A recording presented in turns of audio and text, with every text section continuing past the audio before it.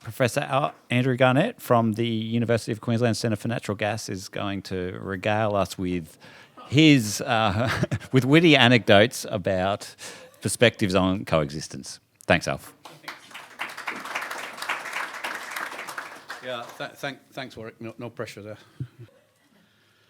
All right, thanks, everyone. Actually, as it turns out, by the wonders of modern science, I am at this very moment giving a petroleum economics lecture to our master's class. So I hope they're enjoying it more than you're about to enjoy this. In good old, those of you of a certain age will recognize the term "and now for something completely different," the old Python-esque term. So I'm going to do a little bit of a different take on coexistence, because we, or rather my team, have been charged with looking at this and figuring out what the hell it is. So I thought I'd just take you through some of that journey. And this is mostly down to Kathy. Some of you will know Kathy, she's our senior social scientist who's been doing most of the cumulative socio-economic indicators work for the last 9 years or so. So the brains behind this are Kathy's, and if I fumble, it's me. But if you like it, it's also me.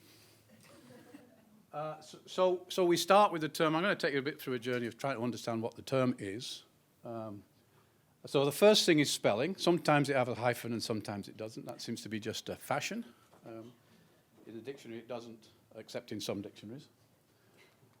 And actually it's a noun. So very simply in our language, it's a wonderful noun. It just means the fact of living or existing together in the same time. So that's what it starts with. When we all start talking about coexistence, if you just come into this from another country or another state, that's what someone says. Have we got coexistence? Well, yeah, because we're not dead yet when we're living in the same space. But obviously, like all nouns, it's missing something traditionally called an adjective.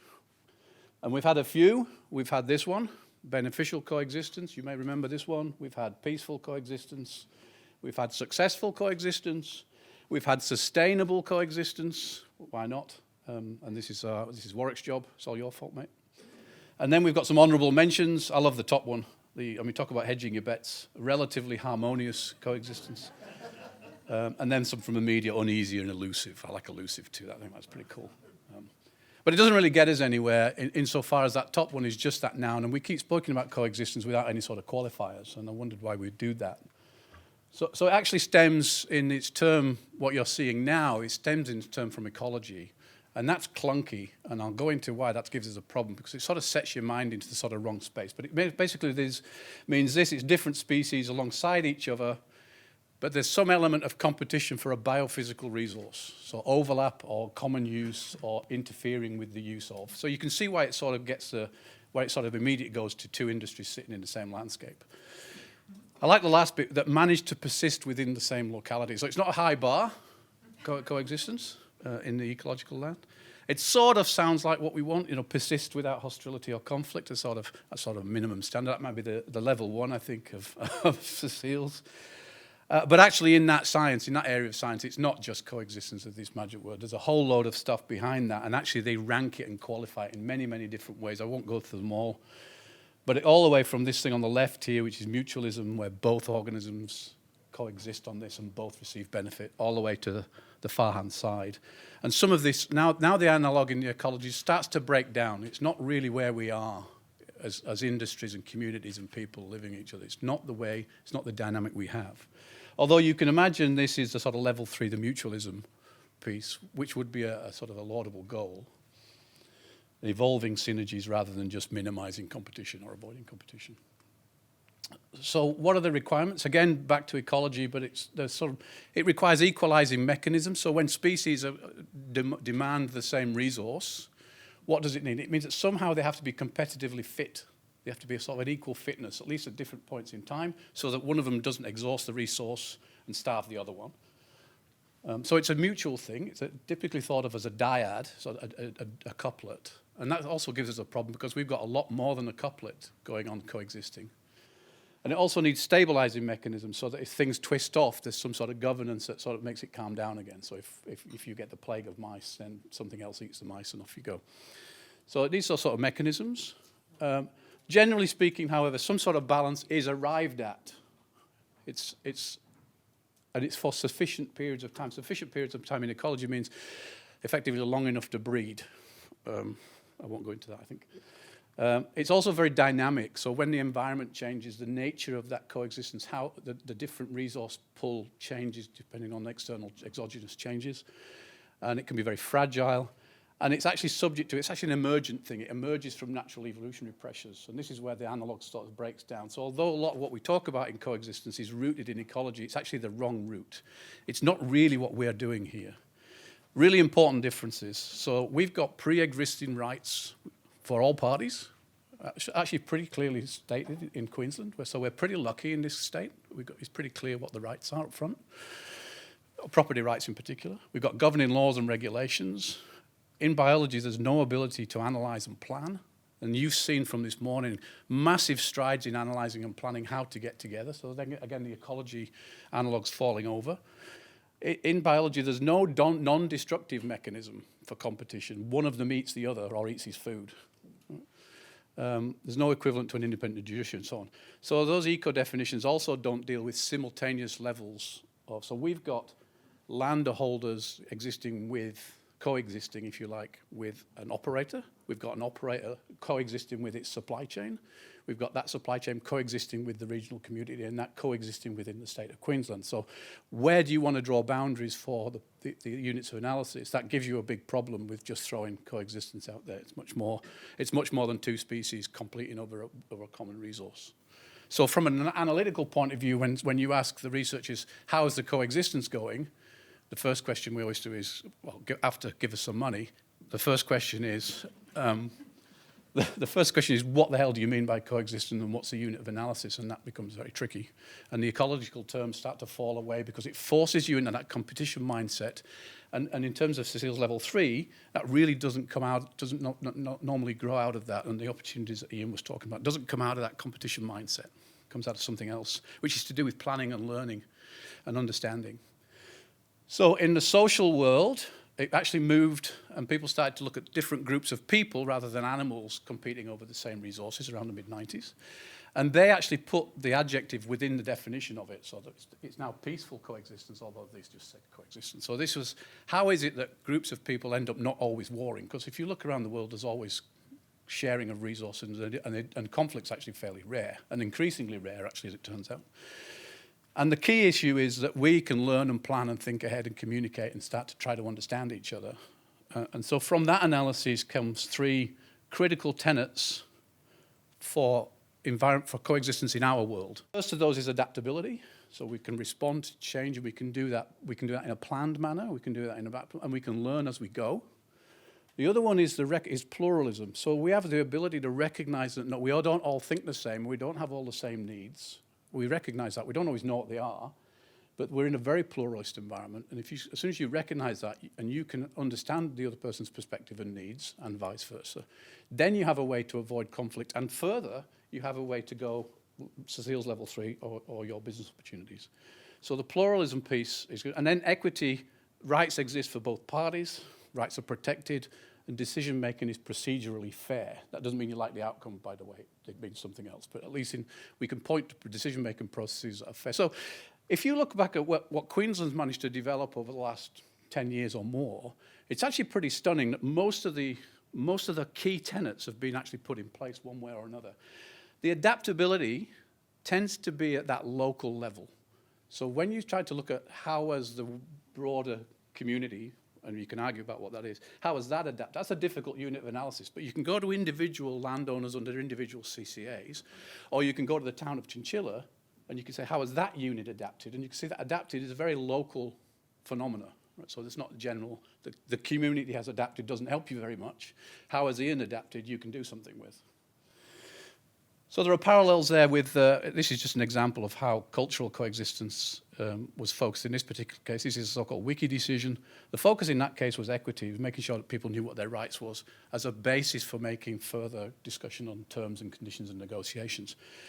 In terms of where we are with adaptability, well, I just mentioned some of that. I think the really interesting steps forward that we've had here is in pluralism. So what we now have is a large number of mechanisms to allow people to understand each other's perspective.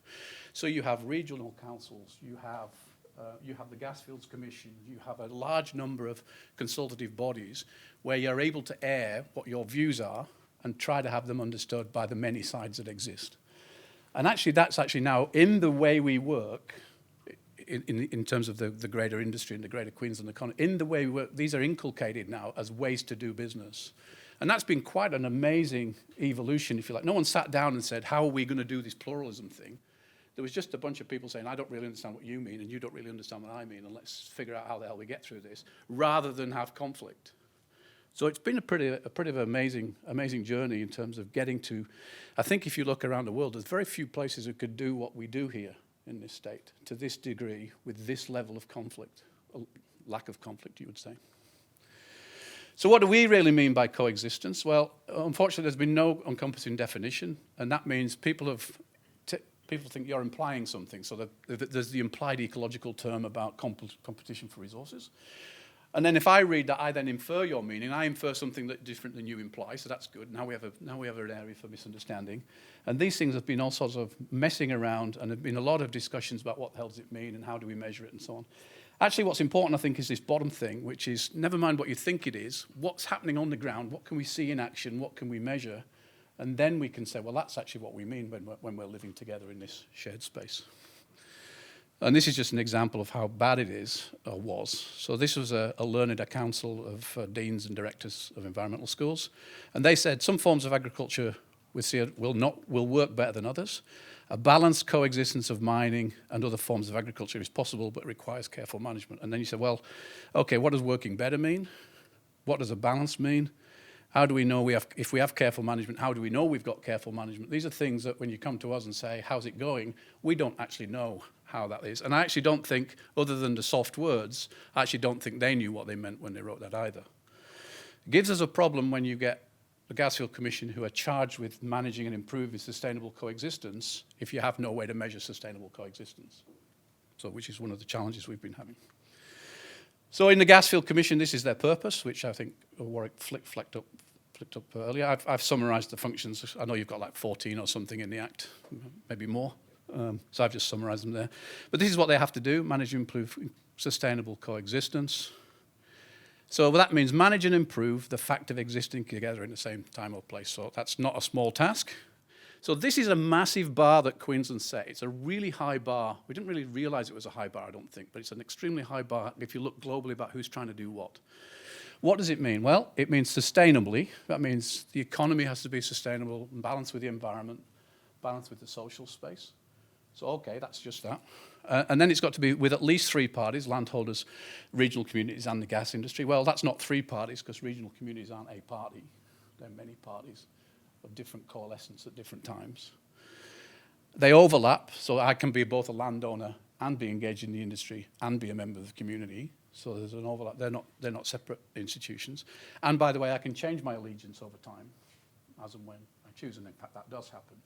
So the bar is incredibly high. And just as an example, if I simplify that statement and we just take the industry out of it, just take the gas industry out of it, and we go back to 6, how are we doing with sustainable coexistence of landowners and regional communities?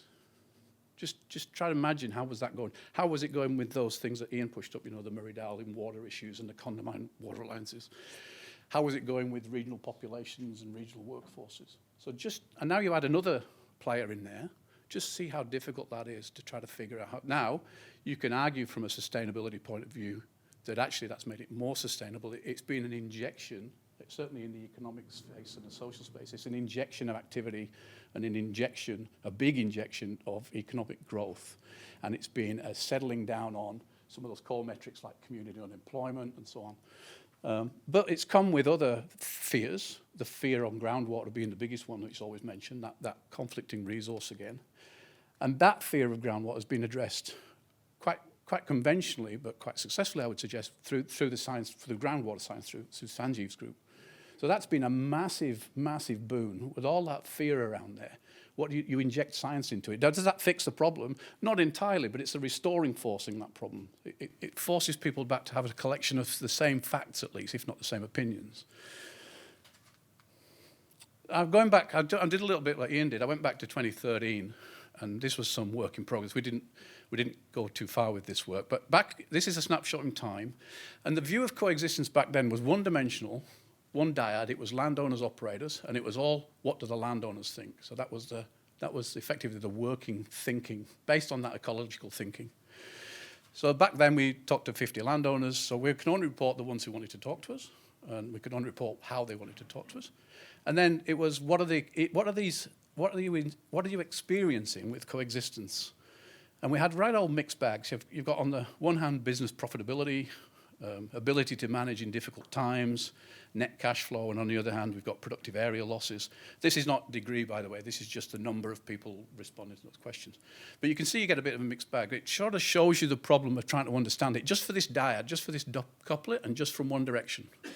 Because it's difficult to say, well, my business profitability is much better, but my productive area is much less. It seems to not make sense.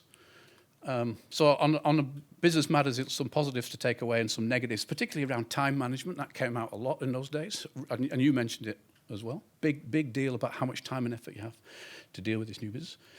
But then lots of apparently conflicting messages. But the lesson from the conflicts is that you can't aggregate this issue. So when you're looking to aggregate what does coexistence mean, you can't say, well, let's take all the farmers and survey them and that's coexistence. It's actually a farm level discussion for this particular type of question. So the fact that the way Ian coexists is not the same way as a bloke next door would coexist necessarily. It's a very local, adaptable thing. Back to adaptability again. The other thing is perspectives matter. So here we had a negative view on labour costs. I bet the labourers didn't have that negative view because they get more pay, right? So it's the same, we get that conflict quite often with rents as well. Oh no, all the rents have gone down. Well, if I'm a tenant, thank you very much. And if I'm a landlord, maybe not, thank you very much. So the perspectives really matter. And the problem with going with this dyadic, this couplet looking at all the time, you need to look broader. There's a much more coexisting than just a partnership here. And then I thought this was an interesting one. This came out of a CSIRO report back in 2014 as well. But I thought it was a really nice statement. It says the two sides need to be able to better understand and recognise the different meanings for similar points of view that lead to similar points of view. And that's a really nice, that's from Neil Huth's work. And that actually says a lot about those early days, I think, and the efforts that have gone in since to improving discussions and improving fora in which we can air our views. So what do we know? Well, we know it's not static. Everybody's said that. We feel it's fragile. It requires some of these things we know. It requires rights and rules of law, fair procedures, procedural fairness, some sort of equalising mechanism to avoid an overbalance. And that's across not just the two parties that we often talk about, but across those and the regional communities too. A range of very local adaptations, and I think, I'll get to that in a minute, I think I'll mention that on the next slide. But really local adaptations are really what makes this thing work at that didactic level, at that couplet level. All parties need to realise that there are different values out there, there are different beliefs and perspectives, and you need a mechanism to air these. And if you don't have a mechanism to air them and air them well, or one group is out not within that mechanism, then you end up with conflict again. And then the third one, which I thought is interesting, and it's a little bit what Ian was saying about the long-term use, but this, promote sustainable use of those biophysical resources. That's actually not on one party. In theory, that's on all parties to try that. So it doesn't mean if one party stops using water, the other side can necessarily use more. So it's very much more of a balancing act. So again, at its basic, each party goes about their business, persisting without conflict. Is that the best we can hope for? And I think we heard this morning, probably not. I think there's a lot more to be done than that. So I'm just going to close out now. So ongoing challenges. I was going to mention measurement, but that's something that we're particularly interested because we get asked the question, how is that coexistence thing going? And in order to do that, I've got to be able to measure what it was then and what it is next. I actually don't think we're doing too badly on measurement on some of the key parameters. So groundwater we've mentioned before, absolutely critical that groundwater measurements are not only made regularly, often, with as much precision as possible, but are trusted. And that's actually the key thing. So I actually think measurement we're doing okay. I think on socio-economic impacts we're doing pretty well at the town level. I think that's pretty good. And I think actually on those negative indicators, we measure those pretty well. So the number of complaints and the closeouts and all that stuff that the GasFields Commission have been putting together recently in their reports. What worries me about measurement is I don't think we're measuring any of the potentially good stuff. So I think there are success indicators coming out there which everybody else could learn from, which we're not, because of where we've come from, we're not actually keeping a track on. So I'm a bit concerned on the measurement side that we're not measuring towards new business opportunities, scope 3. But other than that, I think actually measuring if there's going to be a problem out there, I think the measurements are there, and I think people are tracking them. I think that's pretty well, so that's good. What else would worry me? This one worries me a bit, maybe because I'm getting old. But actually people change and people forget why we do what we do. So people in institutions change, governments change, people in departments change, people in industry change. Landowners change a little less, but they still change nevertheless. And there's a real worry that over time, there's a sort of memory of those good practices. We've forgotten why we do them, and someone new comes in and says, well, let's cut the cost and not do that anymore. That's a bit of a worry.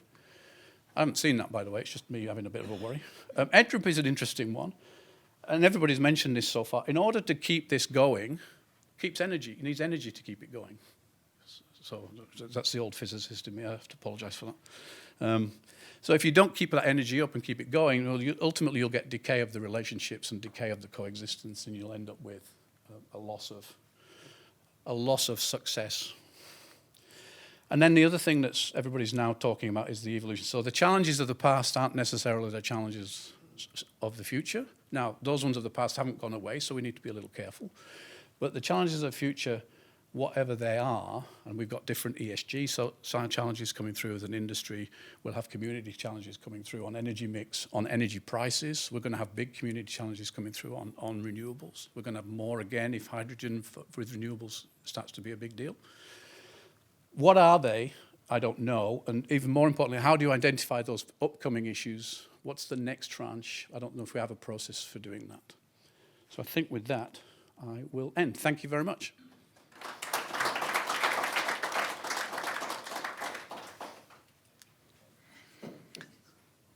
Thanks, Alf. I was getting a bit worried on those first couple of slides. The premise of my whole coexistence narrative was being challenged, but you brought it home in the end. Look, thank you very much for that. It was very thought-provoking. And I think that notion of measurement is something that we often turn our minds to in the Commission, particularly in terms of how do we measure the influence and our performance.